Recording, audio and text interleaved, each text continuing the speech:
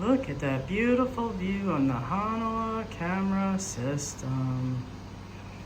All right, so to make sure that your recording schedule is continuous from your live camera feed on your Hanwha camera NVR, you're going to click the setup button.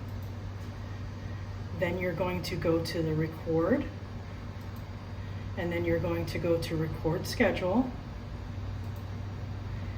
Now you'll notice down on the bottom there's a key. There's no recording, continuous, which is green, event, which is a bright burnt orange, and another orange for both continuous and event. We do recommend that you use continuous, which is green. That way there will be no hiccups, there will be continuous stream. It's very easy to navigate the system to be able to go to an actual event.